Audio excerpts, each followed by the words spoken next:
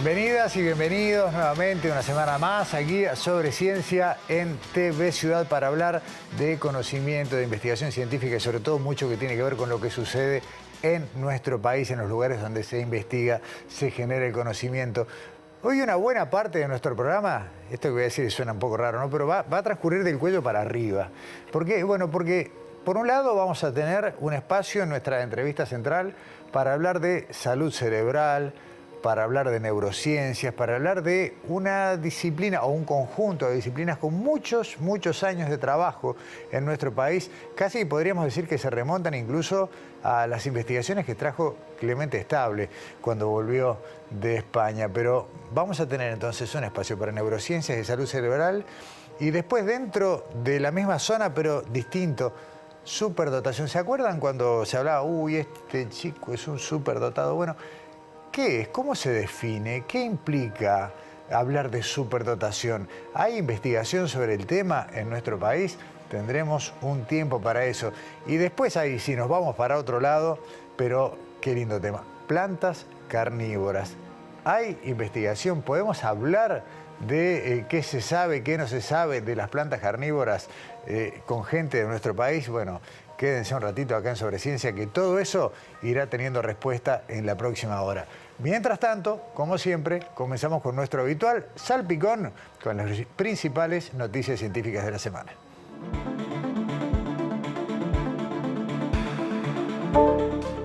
Durante las vacaciones de invierno, el Museo de Arte Precolombina e Indígena, el MAPI, ofrece una variada agenda de talleres y actividades para niños, niñas y familias sobre arte, arqueología, máscaras y mucho más para explorar. Para hacer en familia hay un taller de arqueología que permite ser protagonista de una excavación arqueológica, buscar objetos del pasado e investigar en el laboratorio como hacen los arqueólogos, trabajando en equipo familiar.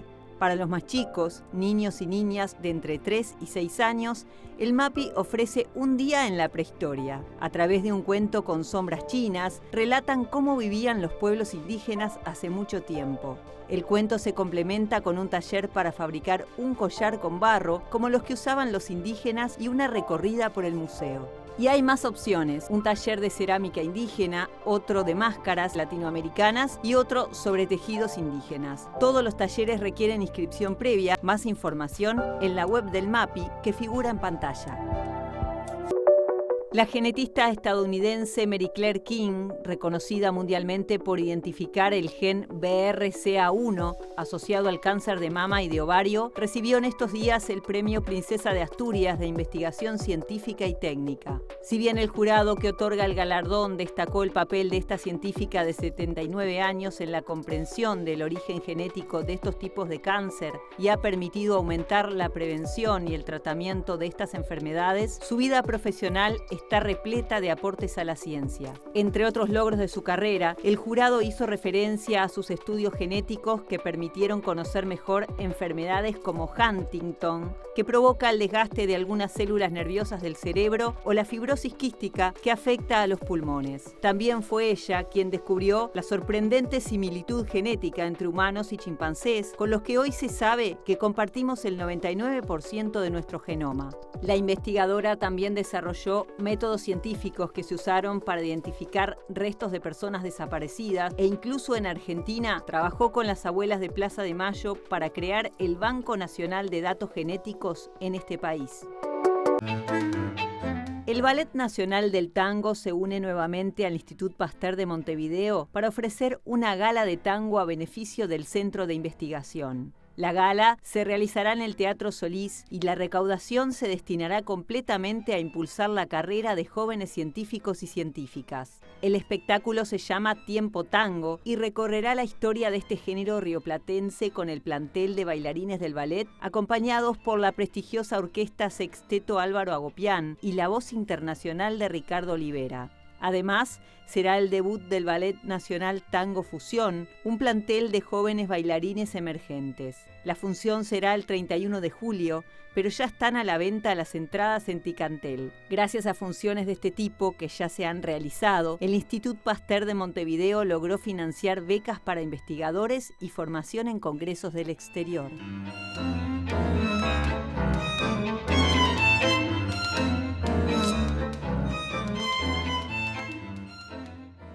Superdotación, personas superdotadas. Muchas veces hemos escuchado hablar de esto, alguna vez hasta hemos visto algún caso, ¿no?, de gente que bueno, por capacidades que son diferentes a las del resto, tiene algún tema de adaptación, pero realmente, ¿cómo se define? ¿Cuándo se puede decir que alguien entra dentro de este espacio que puede llamarse como superdotación? Bueno, en eso has estado entretenida, Daniela. En eso mismo. ¿Cómo andás? Bienvenida. Gracias, gracias. En eso mismo, ¿no? Porque cuando hablamos de superdotación, generalmente hablamos de algo fuera de lo común, sí, algo curioso de algún modo, incluso hasta en algún punto más con prejuicios, algo raro, sí, ¿no? Sí. Pero no sabemos realmente qué es superdotación, en qué consiste. Claro, ¿cómo definirlo, digamos, con precisión? Exactamente, pero hay gente que estudia, precisamente, que es lo que trae Sobre Ciencia siempre, que estudia esto de superdotación, ¿no? Por eso hablamos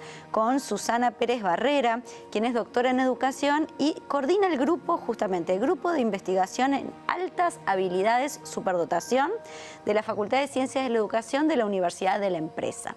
Y digo así, altas habilidades superdotación, altas habilidades guión superdotación, porque es casi el concepto que se usa, los dos conceptos que se usan ahora, a veces indistintamente o juntos, para hablar de esta habilidad superior a la media en algunas áreas, ¿no? A veces se piensa que es lo mismo inteligencia, a veces no.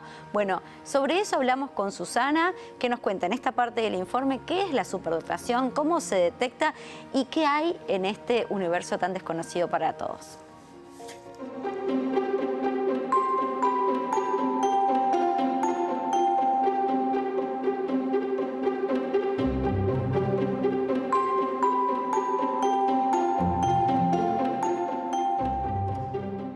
Altas habilidades y superdotación son lo mismo.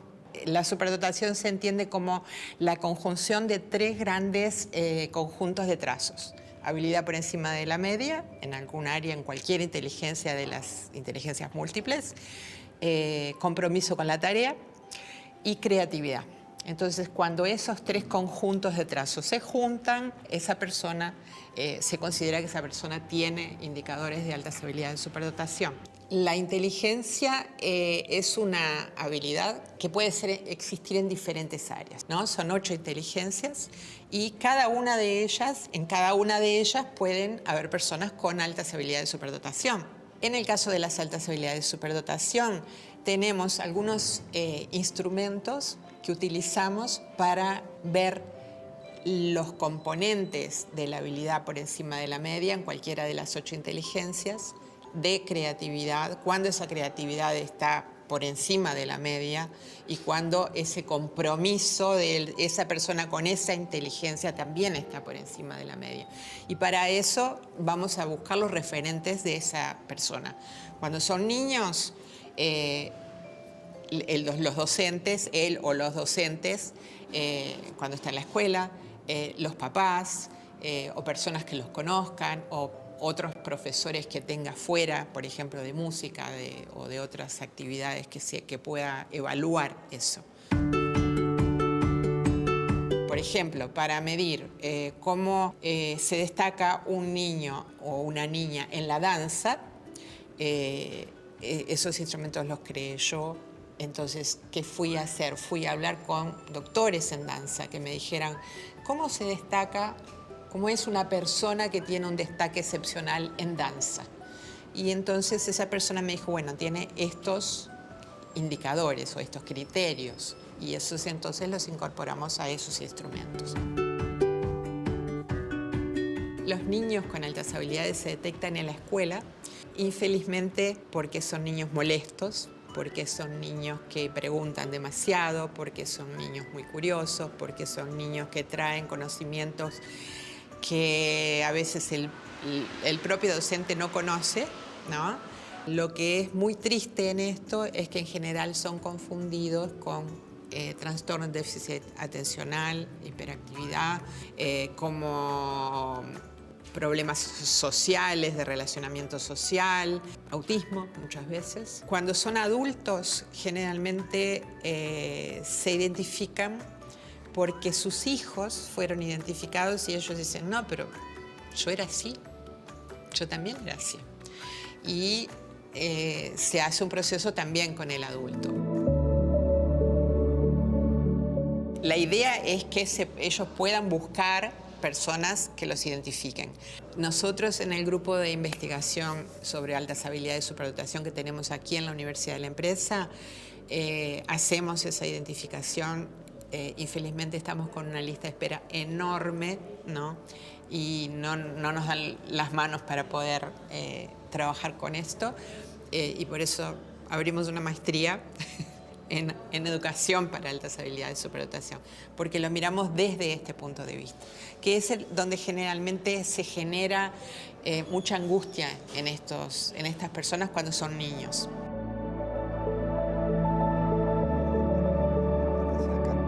Problemas con los arqueólogos y eso. Daniela, hasta acá dos cosas quiero destacar. Una es que también estamos abriendo las puertas a una universidad que no la habíamos tenido en Sobreciencia. Exacto. ¿No? Y está bárbaro mostrar cómo en tantos lugares distintos se genera conocimiento. Y acá, bueno, investigar a este grupo de personas que, bueno, como decía la entrevistada, ¿no? Tienen primero la dificultad hasta de ser detectadas, ¿no? Es así, es así. No todo es color de rosa cuando uno piensa que, bueno, ser inteligente es abrir la puerta al mundo maravilloso.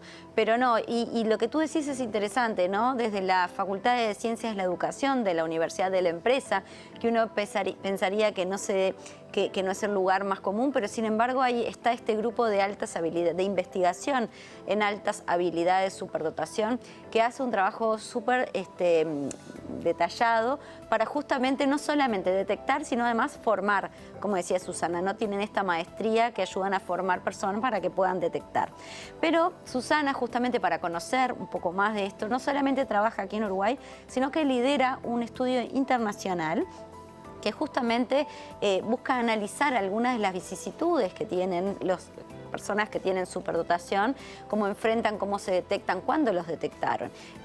Bueno, precisamente de este estudio los vamos a hablar en esta segunda parte del informe.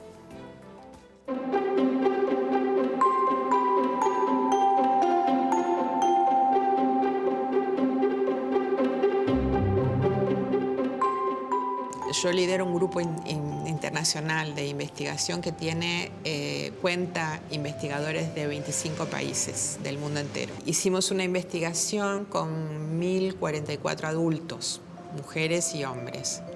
Y bueno, todos ellos identificados. Generalmente las mujeres tardíamente, los hombres más temprano, porque eso ocurre en la escuela. Los niños que se destacan son muy fácilmente identificados, las niñas no. Hay estudios que dicen que los docentes de ciencias, por ejemplo, le dan más atención a los niños que son más inteligentes o que hacen preguntas más desafiadoras, y a las niñas que no tienen ese destaque. Esta investigación se hizo con la idea de entender los aspectos socioemocionales en adultos, y llegamos a unas conclusiones. Todavía estamos en estudio porque fueron 1.044 personas que respondieron a 40 preguntas, entonces tenemos 40.000 preguntas para analizar. Eran adultos que ya se habían identificado, muchos de ellos, o se autoidentificaban o estaban en proceso de identificación como personas con altas habilidades de superdotación. Los principales resultados que tenemos preliminares fue que, por ejemplo, en la infancia se identifican alrededor de 30% de las niñas y 70% de los varones. En esta investigación se invierte. Tenemos 70% de mujeres y 30% de hombres.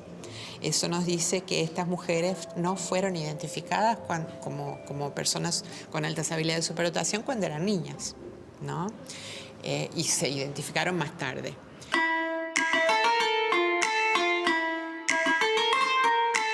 Otro de los datos que son muy claros son las confusiones con trastornos de déficit de atención, autismo.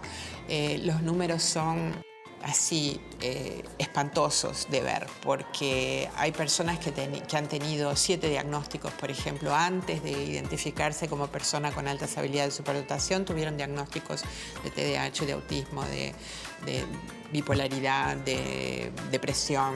En Uruguay, en realidad, no se han hecho estudios muy grandes. Nosotros tenemos, dentro de este estudio internacional, tenemos también una población bastante grande de Uruguay. La estimativa mundial es que tengamos en torno de 10% de personas con altas habilidades de superdotación. Eso quiere decir que tendríamos en torno de 300.000 uruguayos. Y de esta estimativa de 300.000 personas con altas habilidades de superdotación del Uruguay, no hay un estudio sistemático.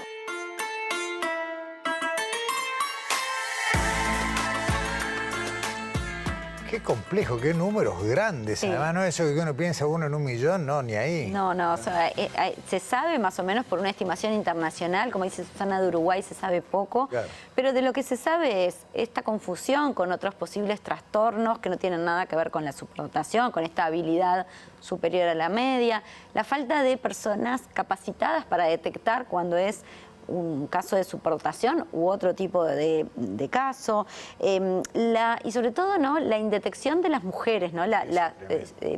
Cómo en la infancia las mujeres son las que menos se detectan y después, bueno, finalmente se detectan en la adultez, ¿no? Pero bueno, todo, como nos decía Susana, todo esto se estudia en la Facultad de Ciencias de la Educación de la UDE, de la Universidad de la Empresa, con esta maestría, con estos talleres que ofrecen y que, como decía en la primera parte del informe, tienen lista de espera para poder atender todos los casos. Así que bueno. Muy bien, muy interesante, Dani, y un tema como poco estudiado y poco conocido y que está bien presente. Muchas gracias. Hasta la semana que viene. Hacemos una pausa y ya seguimos aquí en Sobre Ciencia.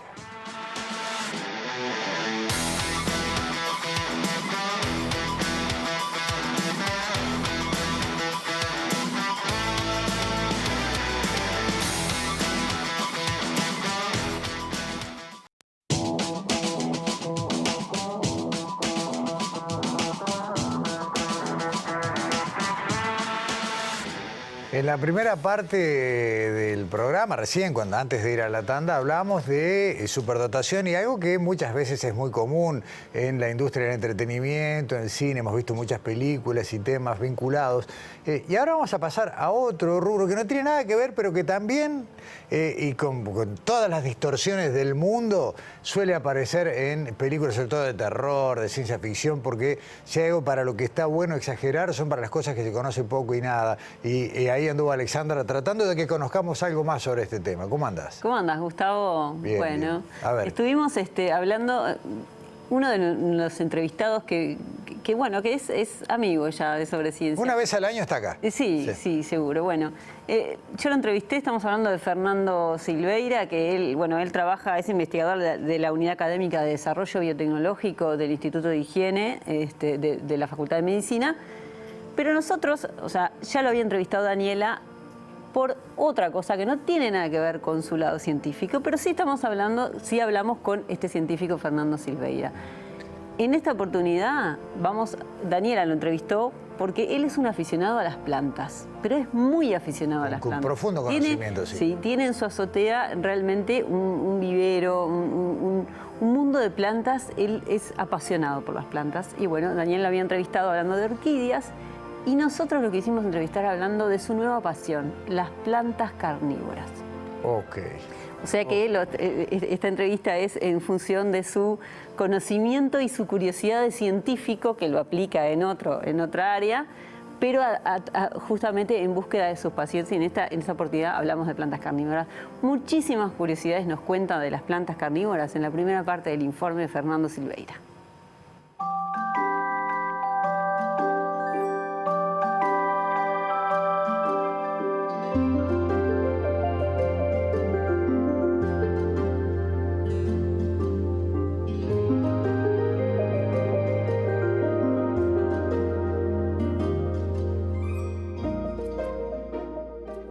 Las plantas carnívoras, como el resto de las plantas, mediante la fotosíntesis es la forma que ellas adquieren su energía para sobrevivir. Además, estas plantas, como vamos a ver, generaron en sus hojas evolutivamente unas estructuras que le sirven para cazar presas como insectos, algunos anfibios. Y bueno, y de ahí es donde ellas extraen el nitrógeno, ya que se desarrollaron en lugares pobres en cuanto al nitrógeno. Pero siempre recordar y saber que la fotosíntesis es la mejor, bueno, es la forma primordial que estas plantas tienen para obtener su energía, como las otras plantas.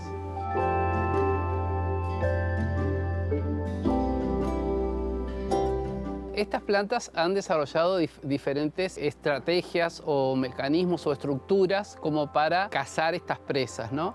Unas, por ejemplo, desarrollan un mucílago, que es una sustancia pegajosa, que cuando el insecto es atraído por la planta, ya sea por los azúcares que tenga, por el olor, quedan pegados. Otras trampas pueden ser la formación de jarros, como las nepentes, y otras plantas también tienen como unas estructuras más alargadas en donde tienen líquido y algunas enzimas digestivas. Cuando las presas van ahí atraídas por la planta, por el color, por el aroma o sustancias que ellas secretan, o sea, el insecto cae y ya no puede salir. Ahí es degradado y bueno, y es como la planta utiliza sus nutrientes.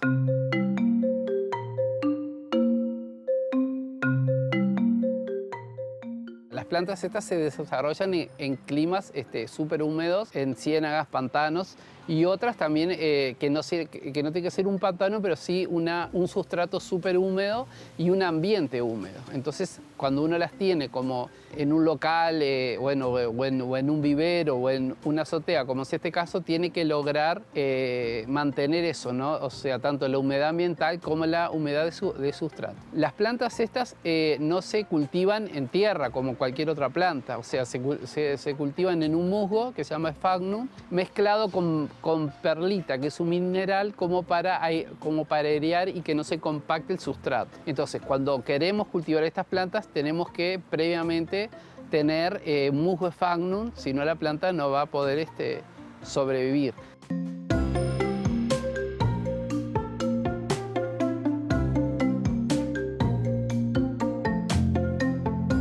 Una cosa interesante que estaría bueno comentar también es que las plantas en este momento que se acerca el invierno entran como en una hibernación. Entonces las plantas ya no están tan lindas como uno las ve en primavera y en verano. Otra cosa importante a destacar es que las plantas en sus trampas lo que van a tener son insectos.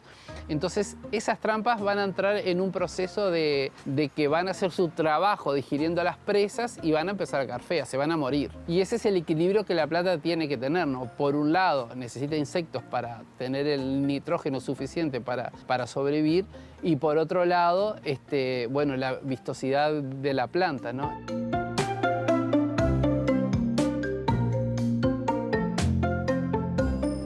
Interesante, ¿no? ¿Cuál es la razón evolutiva que adaptó a estas plantas a obtener una parte de su sustento a través, bueno, de atrapar insectos y pequeños anfibios, dijo también? Sí, él como aficionado, o sea tiene realmente un vivero, una azotea, que él decía que bueno, es importante mantener ese ambiente húmedo, nos decía que ese rojo que tienen las plantas carnívoras, algunas especies, es importante que le dé el sol directamente, más allá de que esté en un ambiente húmedo, bueno, que esté afuera, que eso esté cuidado, que se riegue mucho en verano y muy poco en invierno, ¿no? Y una de las cosas que vimos cuando fuimos con el equipo de rodaje sobre ciencia fue la planta carnívora que se ve en la serie El Encargado, que muchas veces cuando uno habla de plantas carnívoras te dicen, bueno, sí, en El Encargado, él le daba de comer. Es cierto, fue la última aparición de las plantas carnívoras. Ahí está, él le daba de comer a la planta insectos, bueno, y ahí le preguntábamos más allá y me decía, bueno, las plantas atraen de alguna manera a los insectos. Ahí está, claro. Y no es que haya que darle el insecto, ¿no? Claro. No, ellos tienen que estar en un ambiente en que los insectos se sienten atraídos, como explicaba, por la planta, ¿no?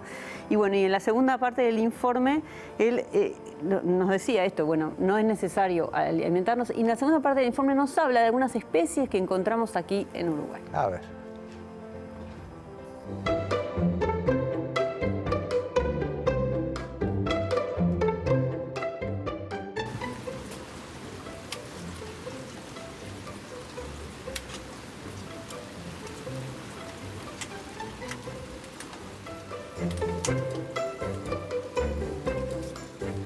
Una de las especies de carnívoras son las dróseras, que tenemos plantas nativas de ese género acá en Uruguay. Se reproducen, son hermafroditas.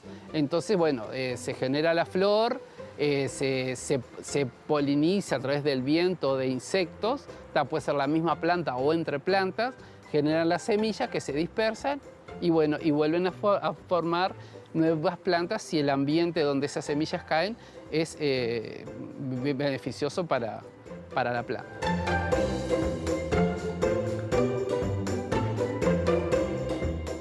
Esta es otra drósera, es una vinata porque es como un cuerno. Acá estos tienen el mucílago que antes hablábamos, que son estas gotitas que se ven acá, y ahí es donde el insecto se va a posar, se va a pegar, y la planta después lo que hace cuando el insecto queda ahí, se va a cerrar y, bueno, y va a quedar atrapado.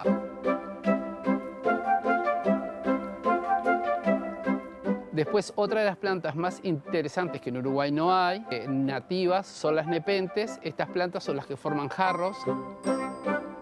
Esto es la semilla, que lo que queremos ver si son fértiles, porque puede ser que no sean fértiles y, bueno, y no van a nacer plantas.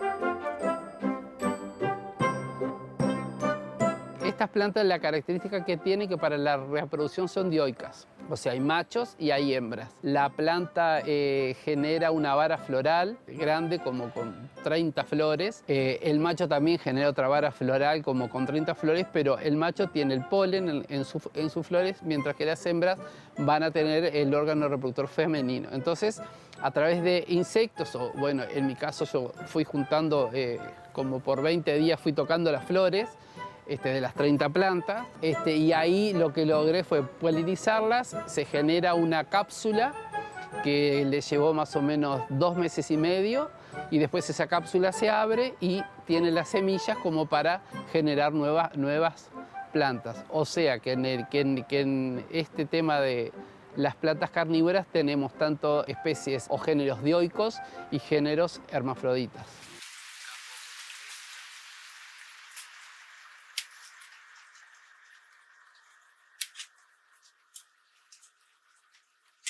Estas son otra variedad de plantas carnívoras, se denominan pingículas, y son de origen mexicano, y como ustedes pueden ver en las hojas tenemos, por ejemplo tenemos insectos pegados ahí, también segregan un mucílago, ese pigmento viscoso que hablamos hoy, que donde los mosquitos se quedan pegados.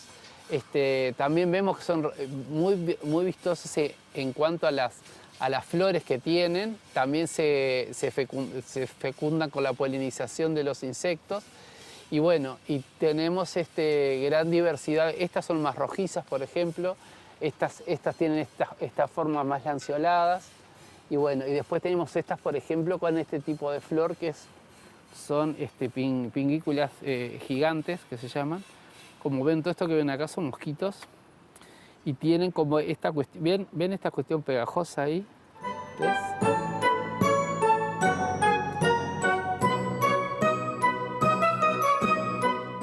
En el programa número 1 de Sobre Ciencia en TV Ciudad, recuerdo perfectamente un plano del investigador Fernando Silveira, de sus manos, con una hoja, en ese caso de quillaja, haciendo espuma. Y terminamos esta nota de nuevo con sus manos, pero en este caso viendo cómo la hoja de la carnívora es pegajosa.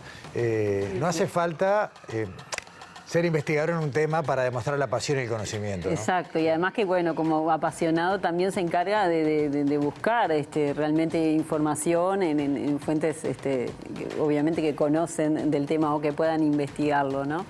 Aprendimos bastantes cosas de las plantas carnívoras. Exactamente, como decís vos, no es investigador en el tema, no es su área, sin embargo, todo lo que nos contó es casi como si lo fuera.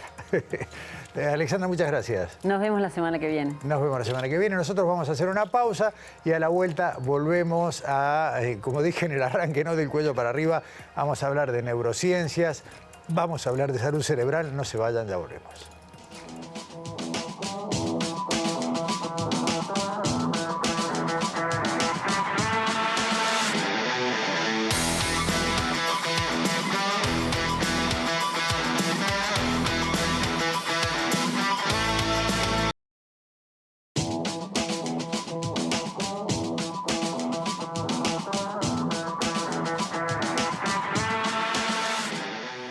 Hace tiempo que queríamos tener aquí en Sobre Ciencia un espacio para conversar con nuestra entrevistada de hoy. Porque, bueno, entre otras cosas, porque las neurociencias están siempre en las noticias, generalmente por informaciones que cruzan, que a veces ni siquiera son muy creíbles, pero nos captan la atención, nos atrapan, nos preocupan, y es un tema en el cual la frontera del conocimiento de a poquito se está desplazando todos los días, arrimando luz a donde antes teníamos solamente dudas e incertezas.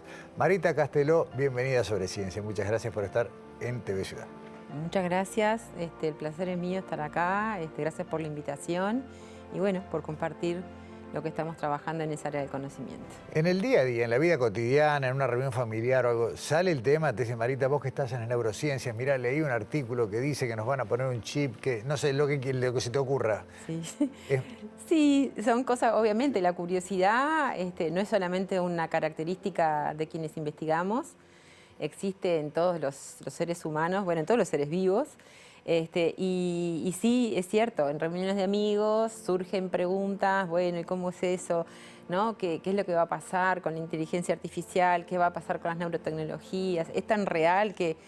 Y bueno, y a veces es simplemente, a mí me gusta relativizar y decir, bueno, esto es como que está muy de moda ahora, pero hay cosas que vienen ocurriendo hace mucho tiempo, ¿no? No es que son, no es que hayan aparecido en el mes pasado ni el año pasado.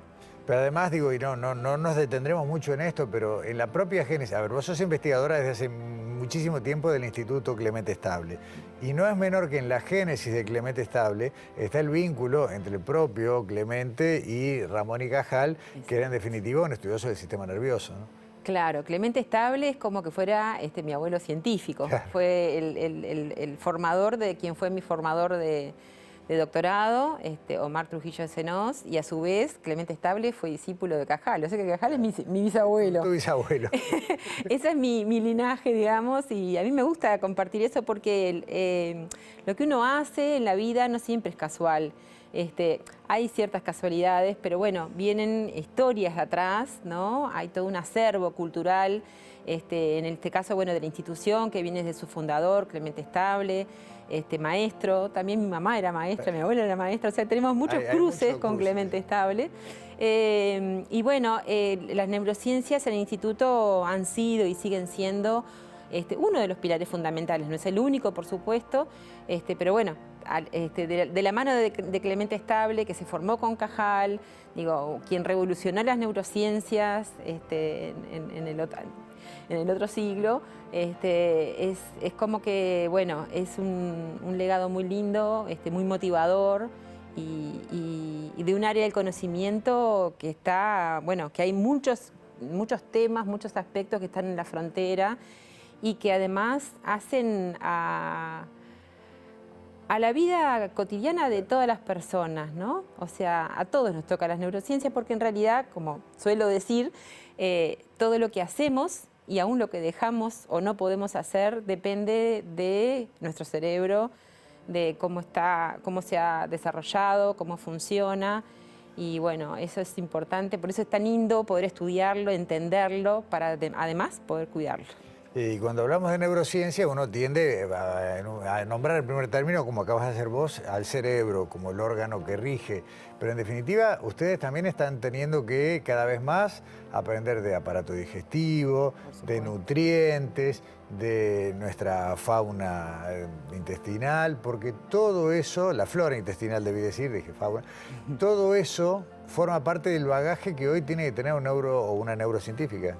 Exacto. Bueno, es que justamente en este momento está habiendo un congreso de ciencias biológicas en Montevideo, el cuarto congreso de la Sociedad Uruguaya de Biociencias, y en este congreso la charla inaugural justamente fue sobre la relación intestino-cerebro y la microbiota intestinal y el funcionamiento del cerebro. Entonces ahí es como te da la idea de la importancia que está tomando esa relación entre los microorganismos que habitan nuestro cuerpo, en particular el intestino, y el funcionamiento normal y, digamos, en condiciones patológicas del sistema nervioso. Entonces, eso te habla de que las neurociencias, en realidad, las neurociencias, hasta por definición, no es una única ciencia. Claro, claro. Es un conjunto de disciplinas que tienen como en común el objeto de estudio, que es el sistema nervioso. Entonces, no es solamente una única disciplina, hay varias disciplinas que están interrelacionadas y a su vez con otras, como la microbiología, como la psicología, la filosofía, la ética, la ingeniería, las matemáticas, hoy en día la inteligencia artificial. Entonces, es un campo precioso justamente para el abordaje de la investigación desde un punto de vista inter y transdisciplinario. Y con un impacto social importante, ¿no? En ese sentido, mira, tengo como 3 lados distintos para llevar la charla, pero voy a ir por este último que mencionaste. Se está trabajando en el ámbito del Instituto Clemente Estable en la generación de un centro que de alguna manera se suma a otros transversalmente para el abordaje de lo que hoy se llama ya la salud cerebral, ¿no? Eso es un proyecto que, como vos decís, junta a mucha gente de distintas áreas del instituto para empezar a ensayar, que empezar está de más porque hace rato que ustedes trabajan estas cosas, pero a sumar conocimientos y a ensayar miradas nuevas. Bueno, efectivamente el Instituto de Investigaciones Biológicas Clemente Estable está trabajando desde hace un tiempo en encarar la investigación desde un punto de vista que fortalezca lo inter y transdisciplinario. Entonces, en este momento hay un proceso para la creación de un segundo centro y un tercer centro que están ligados en algunos aspectos entre sí.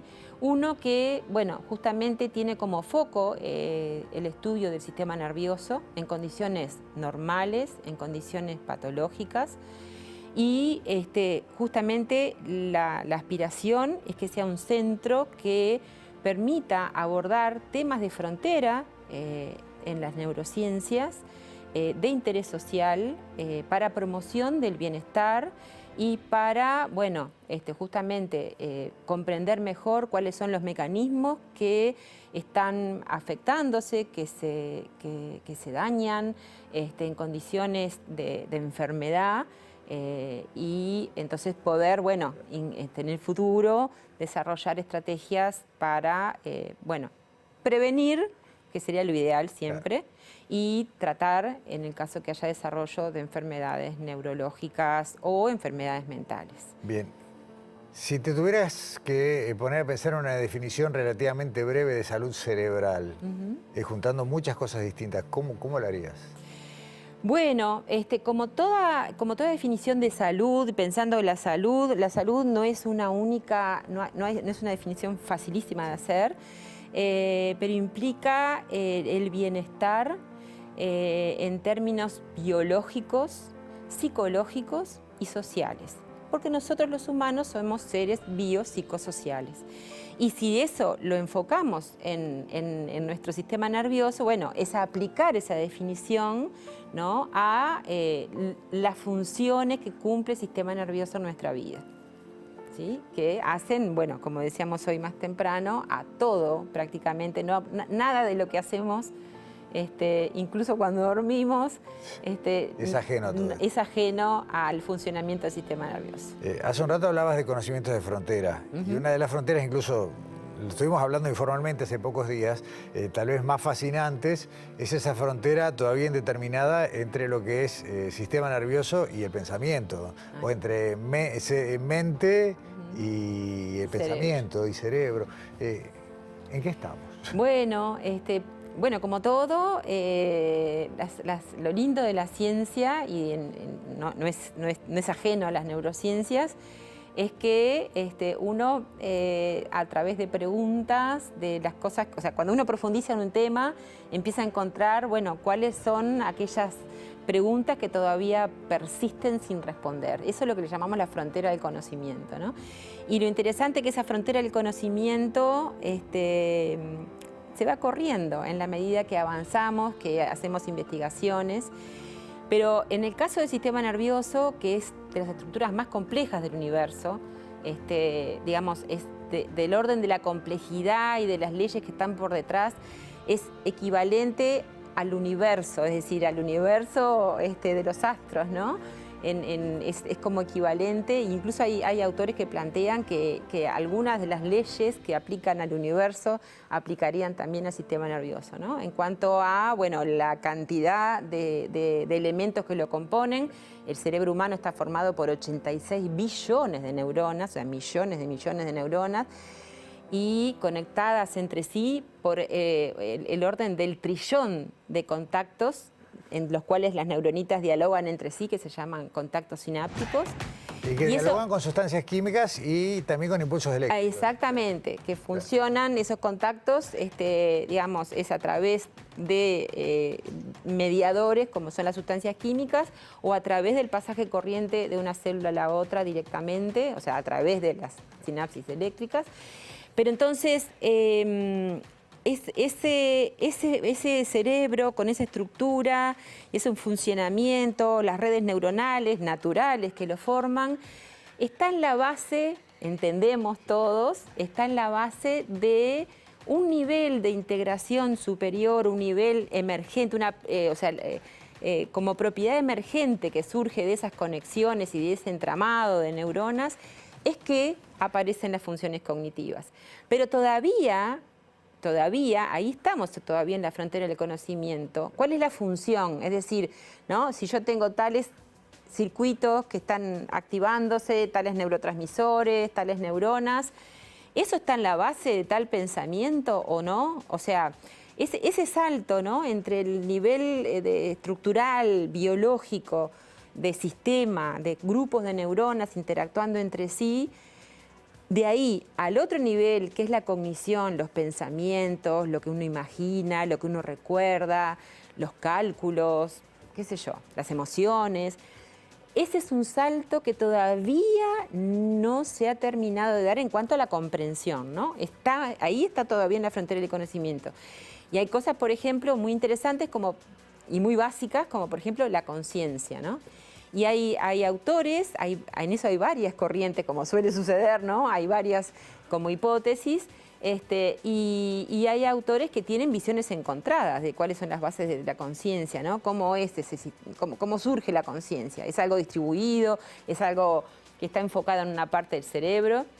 Y lo más interesante es que hay varios grupos con varias hipótesis que son hasta antagónicas, que se han unido para testear todas las hipótesis y ver cuál o cuáles son las que realmente explican las bases neurobiológicas de la conciencia. Y bueno, y esa es la manera de trabajar.